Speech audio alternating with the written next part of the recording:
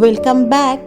তোমরা যারা আমার শঙ্করপুরের আগের ব্লগগুলো দেখেছো তারা জানো আমাদের শঙ্করপুরের বেড়ানোর পুরো গল্পটা।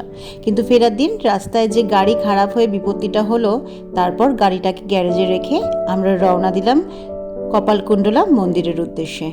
লি অ্যান্ড ফ্যামিলিতে তোমাদের সকলকে আরেকবার স্বাগত।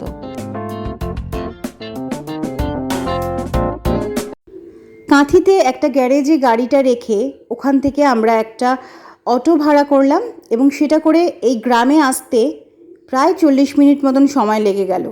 গ্রামে ঢুকে আমরা এই মন্দিরটাকে দেখতে পেলাম, যেটাকে ওরা কপালকুণ্ডলা মন্দির বলছে, কিন্তু এই মন্দিরটা নাকি পরবর্তীতে তৈরি হয়েছিল। কিন্তু আসল কপালকুণ্ডলা মন্দিরটা একেবারে গ্রামের শেষে, যেটা আসল কপালকুণ্ডলা মন্দির এবং যার প্রেক্ষাপটে বঙ্কিমচন্দ্র চট্টোপাধ্যায় তার উপন্যাসটা লিখেছিলেন।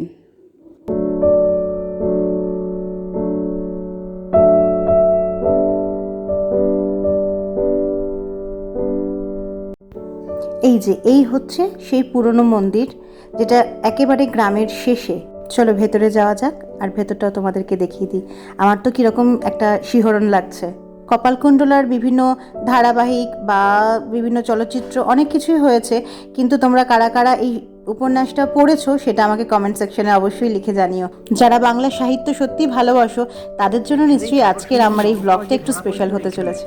এইখানে বাঁধা ছিল সাগর সঙ্গম নবকুমার সাগর গেছিল। সাগর থেকে যখন ফিরে এলো ঘাটে নৌকো বেরোলো, বেরার পরে রান্না হবে জ্বালন নেই, তখন নবকুমার গেল জ্বালন আনতে গিয়ে নবকুমার আর ফিরলো না আর কি।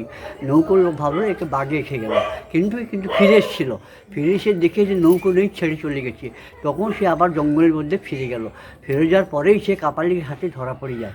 কাপালিক তাকে নিয়ে এসেছিলো বলি দেওয়ার জন্য, কিন্তু কাপালিকে যে পালিত কন্যা কপালকুণ্ডলা, যে মেয়েটাকে নদীতে পেয়েছিল, সেই মেয়েটা বড় হয়ে গেছে। সেই মেয়েটা ভাবলো যুবককে রাত্রিতে বলি দিয়ে দিবে, তখন সে তাকে নিয়ে পালিয়ে গেল। সেই সময় বঙ্কিমচন্দ্র চট্টোপাধ্যায় ম্যাজিস্ট্রেট হয়ে এখানে এসেছিলেন, দেখেই ইতিহাস তিনি এখানেই লিখেছিলেন। এটা কোন জায়গা? হ্যাঁ, এই মন্দিরটা আছে পুরো নদীর পাশে বাবু, পুরো নদীর পাশে। আপনার নাম? আমার নাম ভূদেব জানা। মন্দিরটা আছে পুরো নদীর পাশে। নদীটা কিন্তু ভরাট হয়ে চলে গেছে। এখানে কোনো ঘরদোর ছিল না, এখানে কোনোই ছিল না।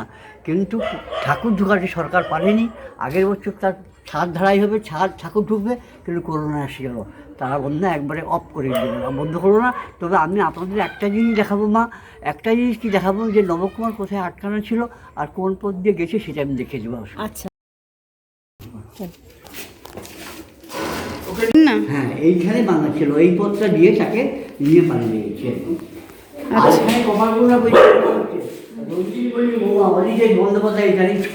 যিনি এটা দেখাশোনা করেন তিনি বলছেন এই যে এই পথ দিয়েই নাকি কপালকুণ্ডলা নবকুমারকে নিয়ে পালিয়ে গিয়েছিল।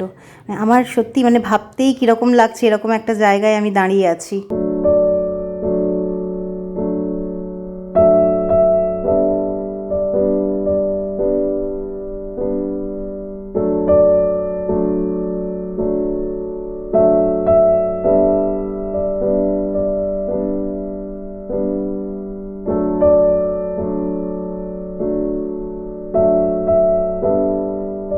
উনি বলছিলেন এই ইটগুলো নাকি 200 বছরের পুরনো। এই মানুষগুলোকে দেখলে সত্যি অন্যরকম লাগে, যারা আমাদের এই সম্পদগুলোকে এত সুন্দরভাবে আগলে রেখেছেন। উনি কিন্তু কোনো সরকারি সাহায্য বা কিছু পান না। ওনাকে দেখলাম, আর মংপুতে গিয়ে দেখেছিলাম রবীন্দ্রনাথ যেই মৈত্রী দেবীর বাড়িতে, যেই বাড়িটায় গিয়ে থাকতেন, যেখানে লেখালেখি করেছিলেন অনেক কিছু, সেই বাড়িটা দেখাশোনা করেন এরকম একজন লোক। এরা কেউ কোনো সরকারি অনুদান বা কিছু পান না, তবু আমাদের এই সম্পদগুলোকে কি সুন্দর আঁকড়ে রেখেছেন। এবার আস্তে আস্তে আমাদেরকে ফিরতে হবে। ফেরার পথে এখানে একটুখানি চা খেতে দাঁড়িয়েছিলাম, তো এখানে একটা নতুন মন্দির হয়েছে, সেটাও দেখে নিলাম।